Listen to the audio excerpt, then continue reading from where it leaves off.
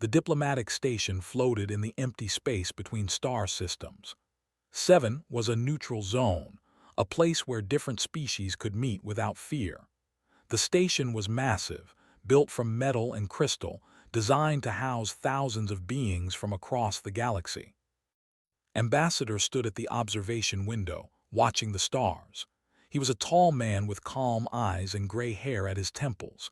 He wore the formal uniform of the United Earth Diplomatic Corps. Behind him, his security team stood at attention. Captain was a woman in her 30s with sharp features and alert eyes. Lieutenant Wu was younger, muscular, with a relaxed stance that hid constant readiness. The galaxy had known about humans for 15 years now. Those 15 years had been difficult for everyone. When humanity first reached the stars, they encountered the Galactic Assembly. The Assembly was old, composed of 3 main species who had ruled space for thousands of years. There were beings made of living crystal. They could survive in vacuum and communicated through light patterns. There were a hive mind species, thousands of small, insect-like creatures that acted as one intelligence. There were ancient reptilian beings who valued honor and tradition above all else. When first contact happened, the Assembly had expected humanity to bow to their superior civilization. Instead, humans had fought. The contact wars lasted 3 years.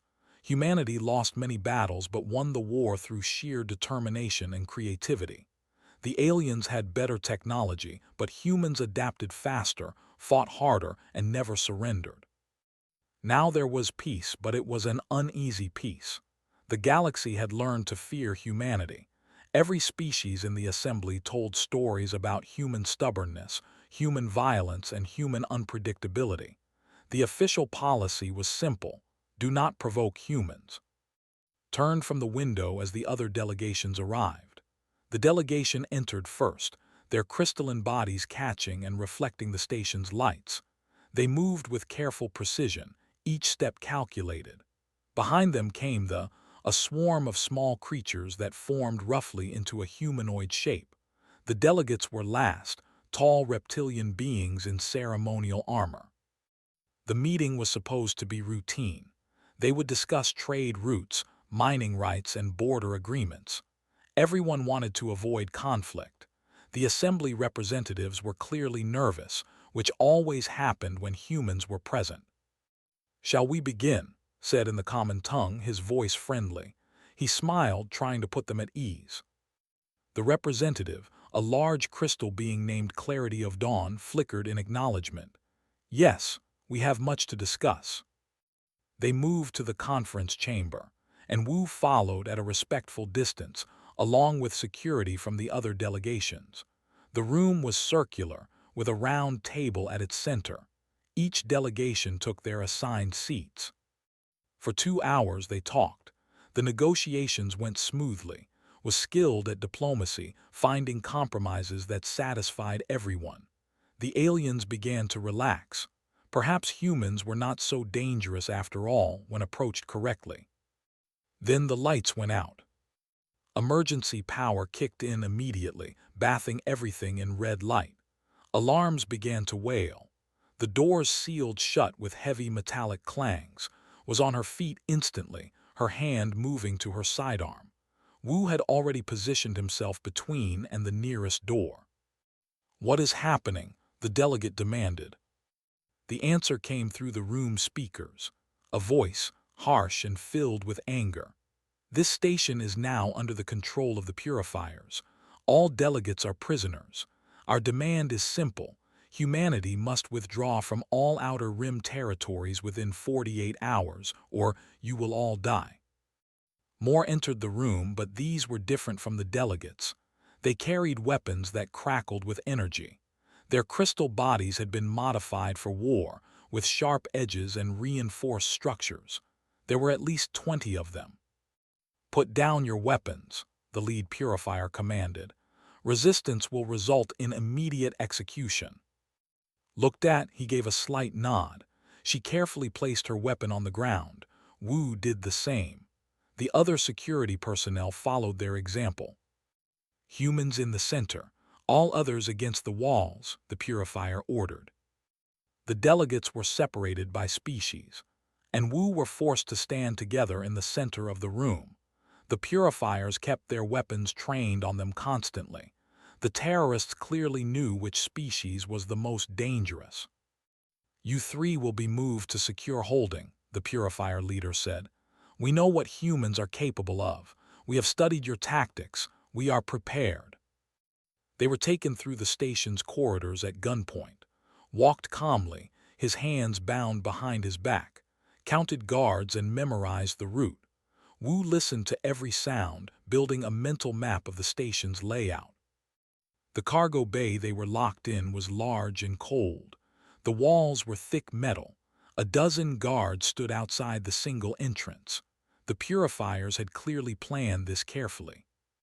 "They studied human military tactics," said quietly once they were alone. "Standard assault protocols, siege warfare, hostage negotiations." Smiled slightly. "Yes, they studied what they could find." Wu was already examining the walls, running his fingers along the seams. "These terrorists don't know about Ghost Division." "No one does," replied. "That's the point." Pulled at a thread on her uniform sleeve, the metallic fiber came loose. "How much time do we give them?" "Let them think they're in control for a few hours," said. "Let them make their demands. Let them feel confident." "Then," Wu asked, "then we show them what human special forces really are." The three of them settled into waiting positions. To any observer, they looked like prisoners accepting their fate, but was slowly unraveling more metallic thread from her uniform. Wu was listening to the guard rotations outside, his eyes closed in concentration. Was working on his diplomatic, which the purifiers had assumed was disabled. Outside the cargo bay, the purifiers were congratulating themselves. They had captured the human delegation without a fight. The other species would see that the mighty humans could be defeated. The galaxy would learn that the purifiers were a force to be feared. They had studied everything available about human military capabilities. They had prepared for human aggression, human tactics, and human technology.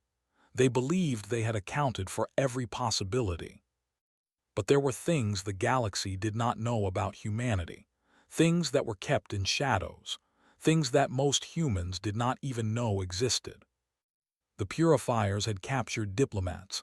They thought they had captured soldiers.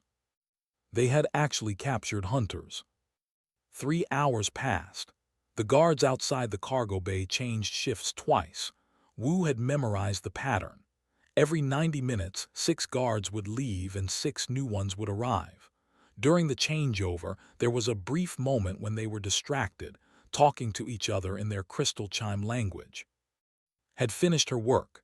The metallic thread from her uniform, combined with a power cell she had carefully extracted from her, now formed a crude but effective cutting tool. The power cell was small, but it generated enough heat when properly configured.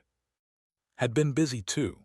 His was supposedly disabled, but Ghost Division equipment was never truly disabled. It just appeared that way.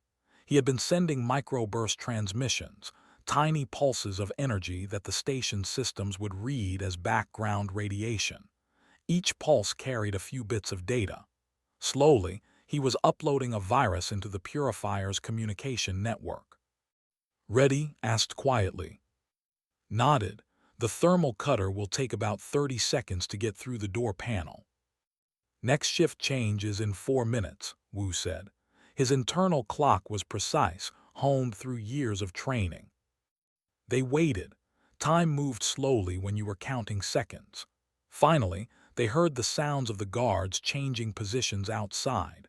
Voices overlapped as the new shift arrived and the old shift prepared to leave. Pressed her cutting tool against the door's access panel. The metal began to glow red, then white. A thin line of molten metal dripped down. She worked quickly, precisely, cutting a circle around the panel's main circuit board. 30 seconds. The panel fell away with a soft clatter, reached into the exposed wiring. She had studied technology extensively. Every Ghost Division operator had to know the equipment of potential enemies. She found the right wire and pulled it loose. The door's lock disengaged with a soft click. Wu was already moving. He pulled the door open just enough to slip through. A purifier guard stood right outside, its back turned.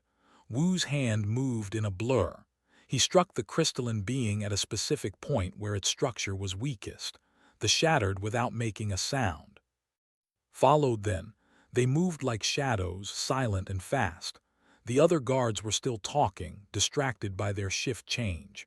By the time they noticed something was wrong, it was too late. Ghost Division operators trained for situations exactly like this. How to fight without weapons, how to use enemy physiology against them, how to kill silently and efficiently. In 15 seconds, all 12 guards were down. "We need to split up," said. "Take the ventilation system, map out the station and find the other hostages. Wu, I need you on the lower levels. Take control of environmental systems. I'll work on intelligence gathering." And then asked, "Then we make them afraid." They separated, found a ventilation grate, and it opened with the sharpened edge of a broken weapon. The shaft beyond was narrow, designed for maintenance drones, not for human-sized beings. She squeezed inside anyway. Ghost Division training included learning to move through impossibly tight spaces. She crawled through the darkness, using her fingers to feel her way forward. The metallic walls were cold against her skin. She could hear sounds echoing through the ventilation system, alarm klaxons, voices, the hum of the station's power systems. Wu descended into the lower levels of the station. Here, away from the diplomatic areas, the corridors were industrial and utilitarian. He moved like a ghost, using every shadow and corner for cover. When he encountered purifier patrols, he avoided them. He was not hunting yet. First, he needed to reach the Environmental Control Center. The center was guarded, but only by 2 purifiers. They were watching the main entrance, confident in their security. They did not watch the maintenance shaft that Wu climbed up through. He emerged behind them, silent as death. 2 quick strikes. Both guards fell. Wu dragged their bodies into a storage closet and locked it. Then he turned his attention to the environmental controls. The system was sophisticated, controlling everything from temperature to gravity to atmosphere composition in different sections of the station. Wu's fingers flew across the console. He began making subtle changes. Nothing dramatic yet, just small adjustments that would start to make the purifiers uncomfortable. Meanwhile, had found a communications terminal. The purifiers had assumed it was secured, but they had not counted on Ghost Division encryption-breaking technology. His interfaced with the terminal. Lines of code scrolled across the small screen. He accessed the purifier's internal network. Their communications, their camera feeds, their sensor data. All of it was now visible to him. More importantly, he could now manipulate it. He could make them see things that were not there. He could hide things that were. The purifier leader, Shard of Winter, was in the station's command center. Watched through a hacked camera as the crystalline being received reports. The guards at the cargo bay were not responding. A patrol had found their remains. 3 humans are loose, one of the purifiers reported. We are searching for them now. 3, Shard of Winter's voice was sharp. Deploy all units. I want them found immediately. Smiled. He began typing commands. The station's sensor network started reporting false positives. Human heat signatures appeared in a dozen different locations. The purifiers scrambled to respond, sending teams to investigate each reading. But all the readings were false, was spreading confusion, making them chase shadows. Reached the diplomatic chamber where the other hostages were being held. She looked down through a ventilation grate. The delegates were separated into groups by species. In one corner, in another, in a third. All of them were under heavy guard. She recognized one of his name was a scholar who had written extensively about human warfare. He looked scared but alert, tapped softly on the grate, a specific rhythm. Eyes flickered up. He saw her and gave the slightest nod of recognition. Using hand signals, communicated a simple message. "Wait, help coming, stay ready." Nodded again, then looked away so the guards would not notice his attention being drawn upward. Wu had begun the next phase. He triggered the environmental controls to drop the temperature in specific corridors by 10 degrees. Not enough to be dangerous, but enough to be uncomfortable. The purifiers, being crystalline beings, were sensitive to temperature changes. It would make them irritable and distracted. In another section, he increased the gravity by 15%. The purifiers there would feel heavy and slow. In a third section, he flickered the lights at irregular intervals. Psychological warfare. Make them nervous. Make them see threats everywhere. Watched as the purifier response became increasingly chaotic. Units were being sent to investigate Phantom Human. They were reporting environmental anomalies. Their communications were filled with confusion and growing fear. "How many humans are loose?" one purifier asked over the network. "3," came the response. "Then why do we have reports of humans in 16 different locations?" No one had an answer. Shard of Winter realized something was wrong. The humans were not behaving like prisoners trying to escape. They were behaving like hunters stalking prey. The thought sent a chill through the purifier leader's crystalline structure. "Increase security around all critical systems," Shard ordered, "and execute one of the hostages. Show the humans we are serious." Intercepted that communication. His expression hardened. The time for games was over. He sent a message to and Wu using burst transmission. 3 words: "Gloves are off." The 3 Ghost Division operators had been holding back, testing the situation, gathering intelligence. Now they would show the purifiers what humans were truly capable of. The hunt had begun. Heard the order through her tapped communication line. Execute a hostage. She moved faster through the ventilation system, her training kicking into overdrive. She would not let that happen. She dropped down from the vent shaft into a side corridor, landing in a silent crouch. 2 purifier guards stood between her and the diplomatic chamber. They had their backs to her, watching the main hallway. She had no weapons except what she could improvise. A piece of broken metal from the vent grate.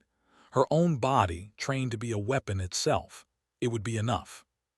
The first guard did not know she was there until her makeshift blade struck the weak point in its crystal structure. The shattered like glass. The second guard turned but was already moving. She swept its legs, then struck down hard. Another purifier eliminated. She took their weapons. Energy rifles designed for crystalline hands, awkward for human grip, but she made them work. She entered the diplomatic chamber where the hostages were held. "Everyone down," she shouted. The hostages dropped to the floor. The guards inside turned to face this new threat. Fired. The energy weapons were powerful but slow to recharge. She made every shot count. 3 guards fell before they could return fire. The remaining guards scattered for cover, used their momentary confusion to reach the hostages. "Can any of you fight?" she asked. The scholar stood up. "I am old, but I can help." "Good, get the others to safety. There's a maintenance corridor behind that panel." She pointed to a section of wall. "It leads to an emergency escape pod bay." A delegate stood as well. Her name was Crystal Song, and unlike the purifiers, she believed in peace. "I know the station systems. I can help you." Nodded, "Then stay with me." Wu was in the lower engineering sections when he heard the gunfire over the station's communication system. Had engaged the enemy. Good. It was time for him to escalate as well. He stood in front of the gravity generator controls. With a few commands, he could turn sections of the station into crushing zones or zero-gravity nightmares. But he had a better idea. He accessed the station's explosive storage. 7 was a mining hub which meant it had large quantities of mining charges. The purifiers had planned to use these as leverage, threatening to destroy the station if their demands were not met. Wu started moving the charges. The automated loading systems, sending the explosives to new locations throughout the station. Carefully chosen locations. He was not trying to destroy the station. He was creating a maze, turning the purifier's own weapons into a defensive network. Each explosive was rigged with a proximity sensor. If purifiers approached, the charges would arm themselves. If anyone tried to defuse them, they would detonate. Only Wu knew the safe paths through the station now. Received word that had freed the hostages. He sent her updated station maps, highlighting the safe routes that Wu had created. Then he turned his attention to the purifier leadership. Shard of Winter was in the command center with the elite guards. Could not reach them physically, not yet, but he could reach them psychologically. He hacked into the command center's communication system. His voice echoed through their speakers. "This is Ambassador of Earth. You have made a serious mistake." "We have you outnumbered 50-1, Shard of Winter replied. "Surrender now and we will consider mercy." "You studied human military tactics," said calmly. "You prepared for human soldiers, but you did not prepare for us. You are 3 against 50. The mathematics are simple." Laughed softly. "Mathematics, you think war is mathematics. Let me teach you something about humans. We do not fight fair, we do not fight honorably, we fight to win." He pressed a button. Throughout the station, every screen suddenly displayed the same image. A symbol, the Ghost Division insignia, a skull with hollow eyes marked with 3 claw marks. Most of the purifiers did not recognize it, but a few did. The older ones who had studied Earth's classified military history, they knew what that symbol meant. "Ghost Division," one of them whispered.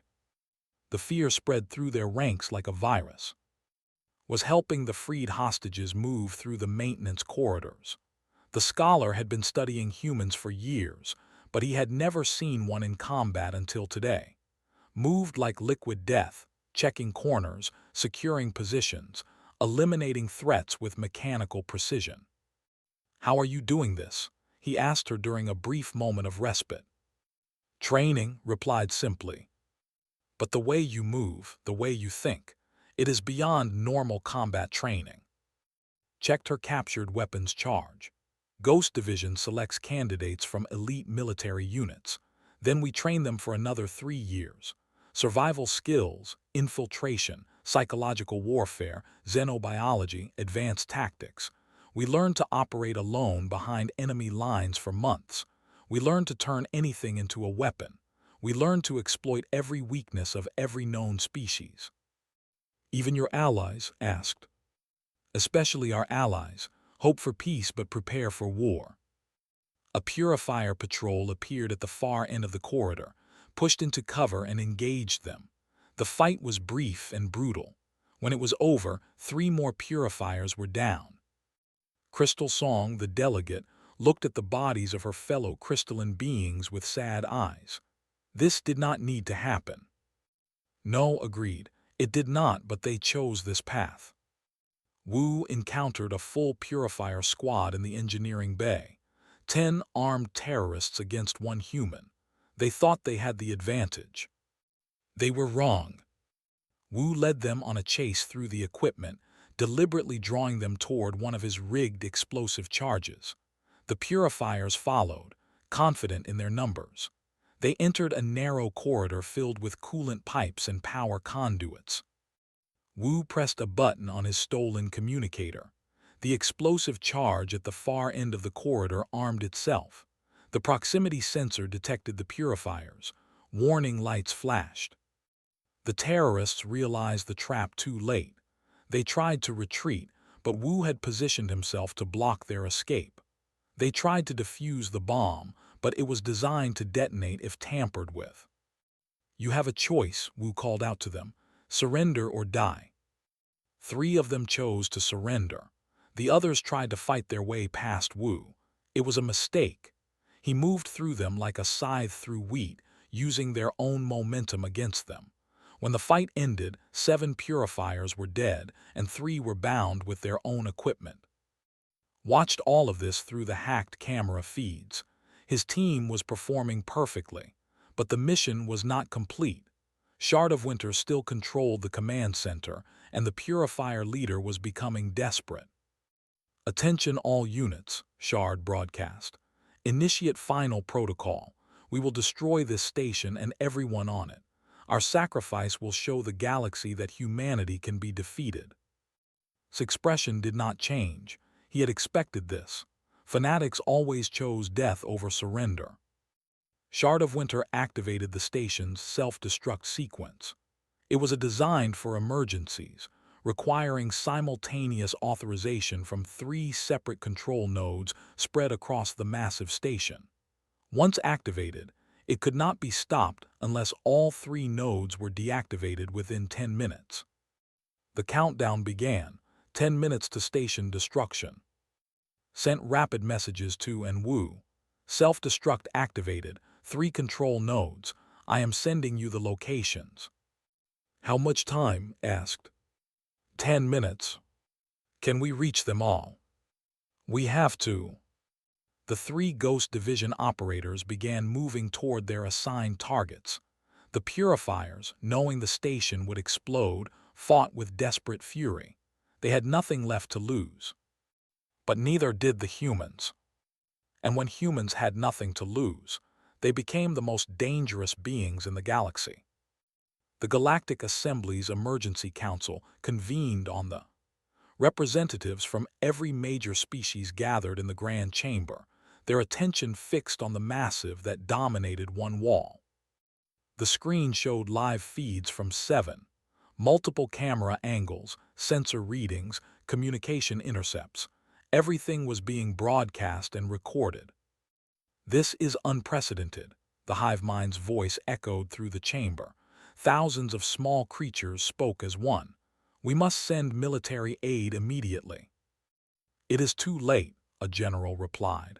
His name was, and he was ancient even by his species standards. "The nearest fleet is 3 hours away. The station will explode in 10 minutes. "Then those people will die," a representative said softly, "including our own delegates."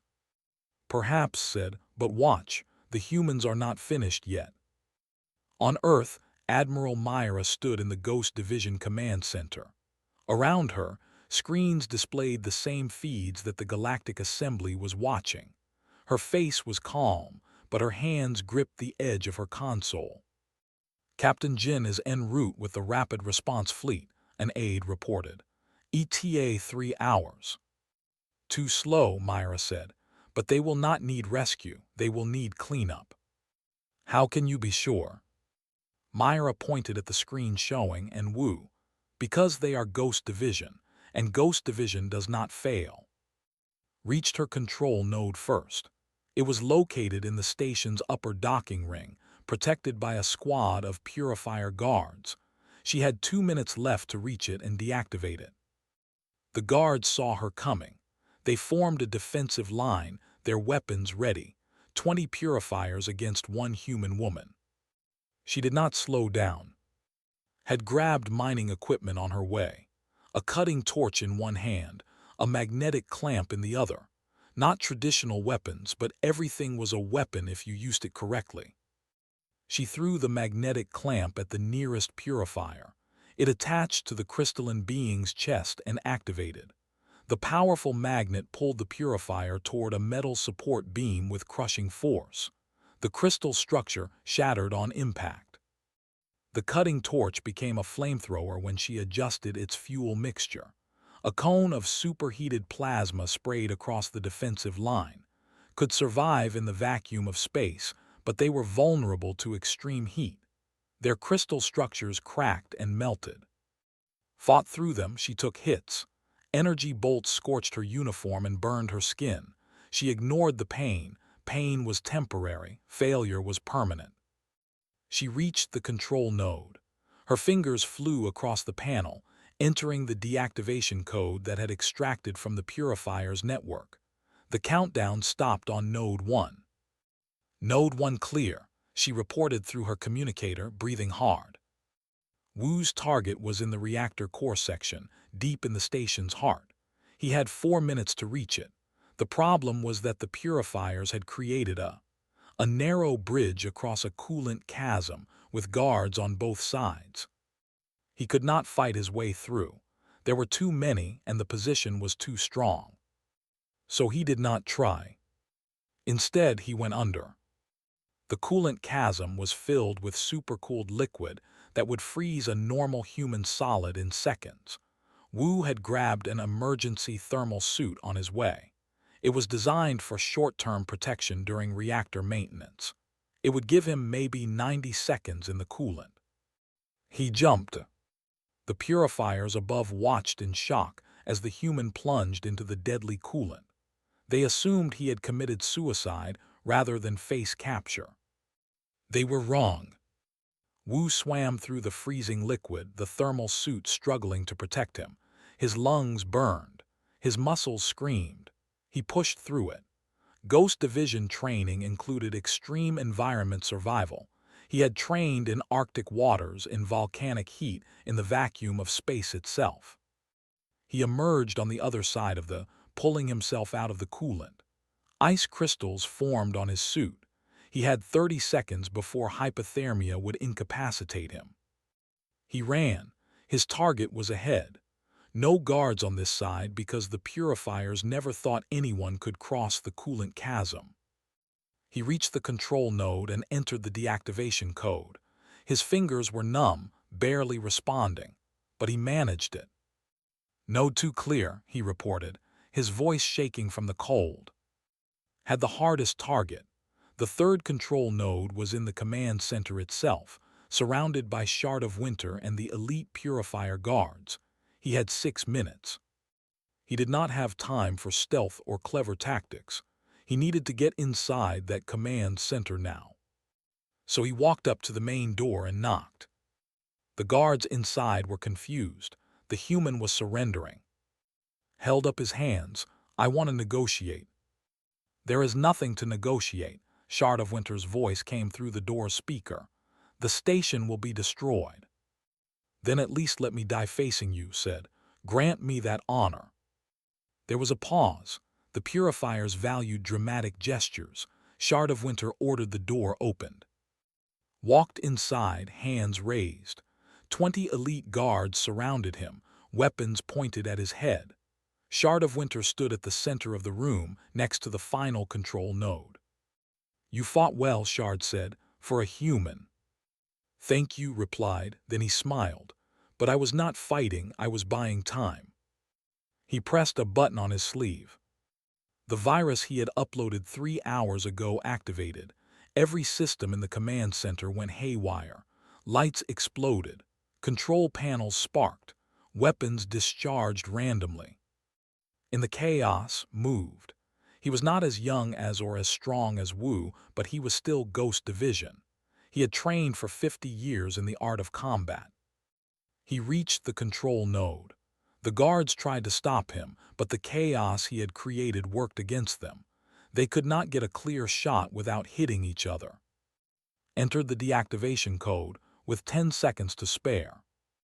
"All nodes deactivated," he reported. "Self-destruct aborted." The Galactic Assembly Chamber erupted in shocked murmurs. On the screens, they watched as the countdown stopped. The station was saved. But more than that, they had witnessed something that changed their understanding of humanity forever. Young Trill of the hive mind was frantically taking notes. She was assigned to military intelligence, tasked with understanding potential threats. What she had witnessed was beyond anything in their databases. The general leaned back in his seat. "Extraordinary." "They were outnumbered 50 to 1, another delegate said. "Numbers mean nothing to humans," replied. "We learned that during the contact wars, but this was different. These were not soldiers, these were specialists, experts in ways of warfare we do not even have names for."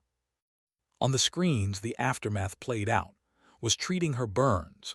Wu was warming up, his body temperature slowly returning to normal, stood in the command center, surrounded by defeated purifiers.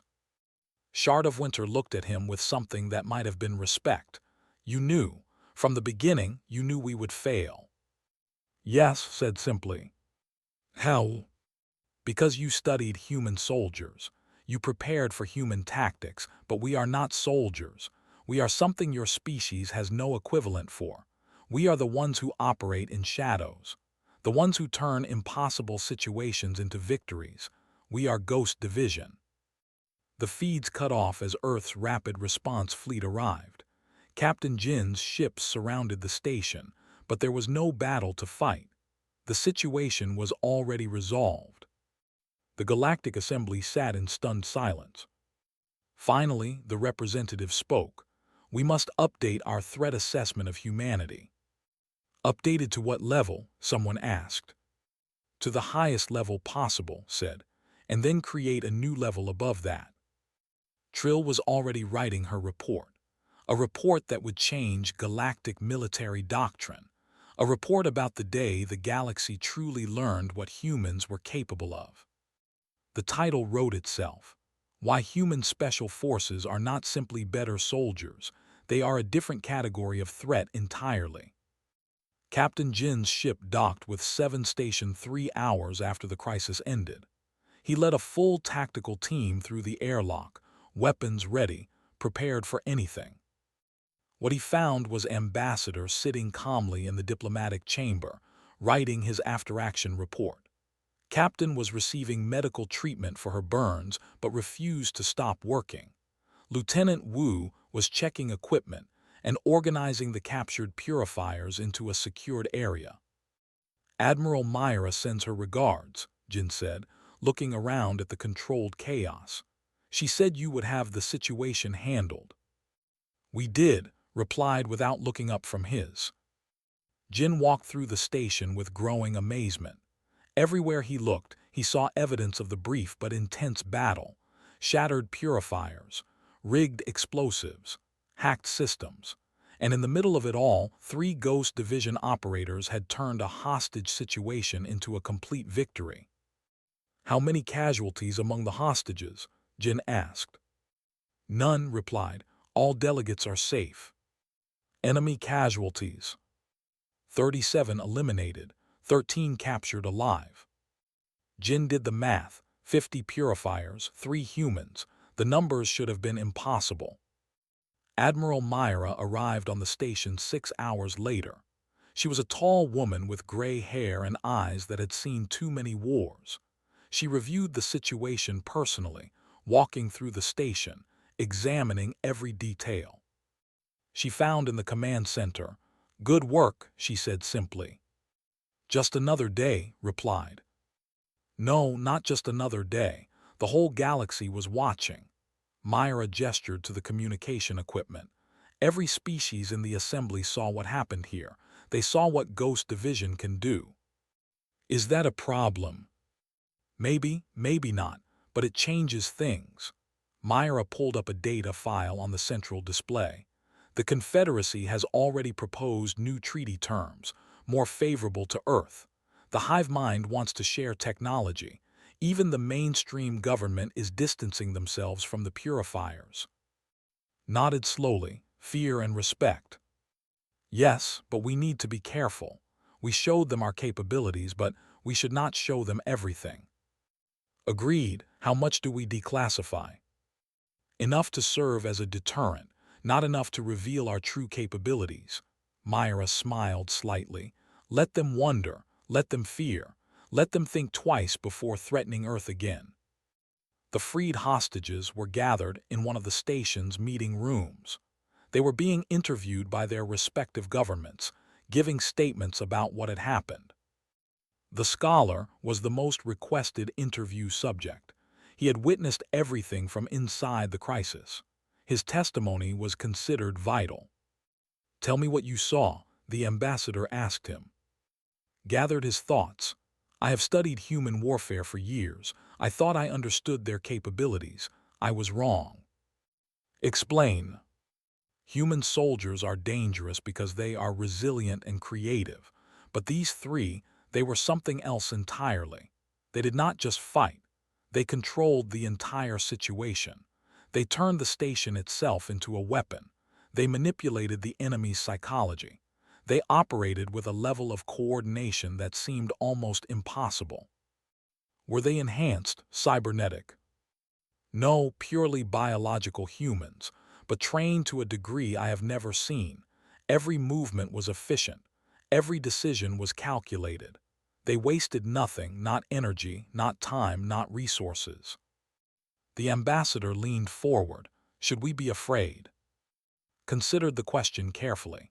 The humans already made the galaxy afraid during the contact wars, but that fear was based on their military might. This is different.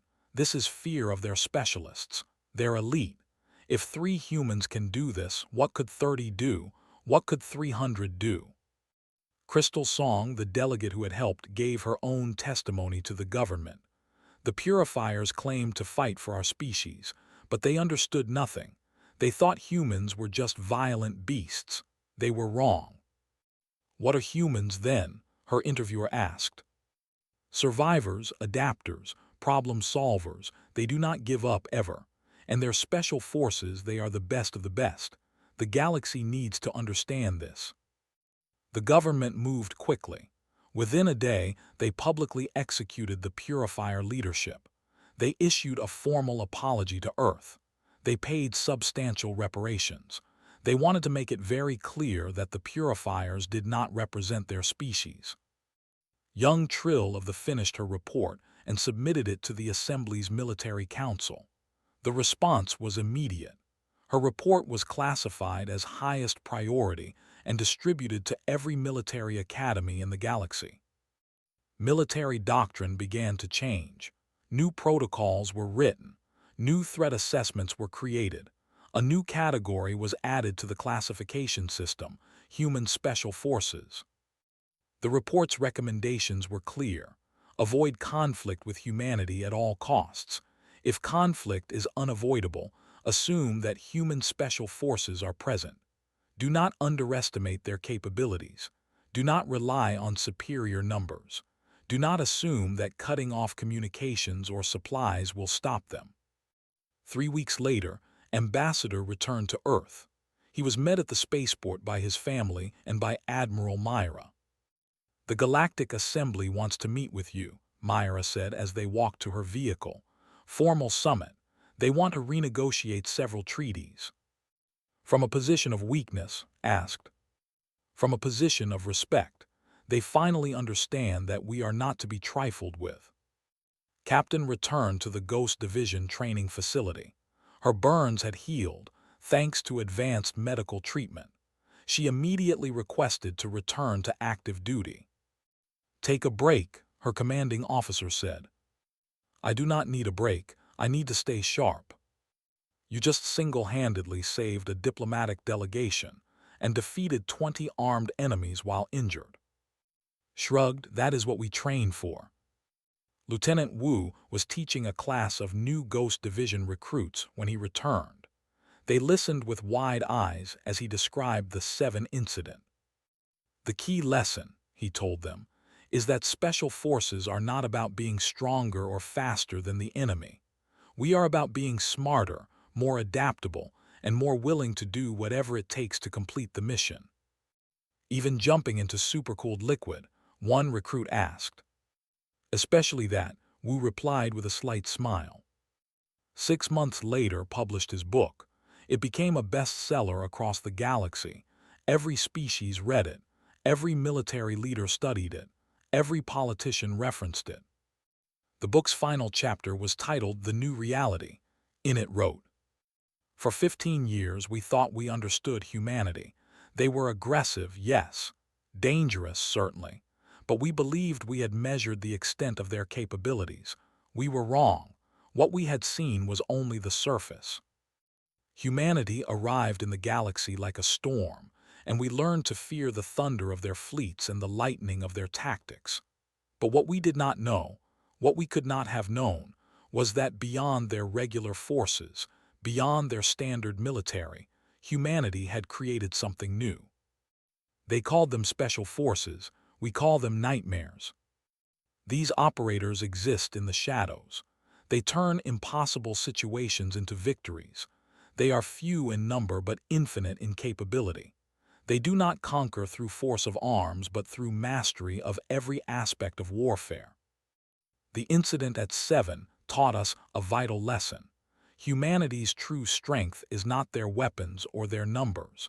It is their ability to create individuals who are worth an army each.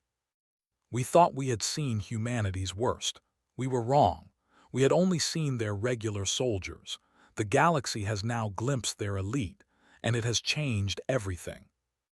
My final advice to any species considering conflict with humanity: do not, because you will not fight their armies.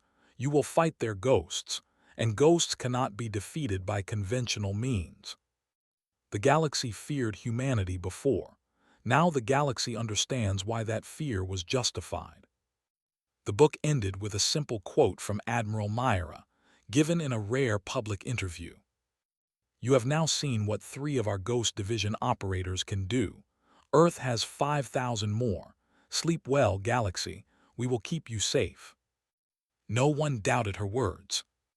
Human special forces had reshaped the galaxy without firing a shot in open war. Their mere existence was now enough to maintain peace. And in the shadows, Ghost Division operators continued their training, continued their missions, and continued to be ready for the day when the galaxy might need them again. Or fear them again. It was all the same to them.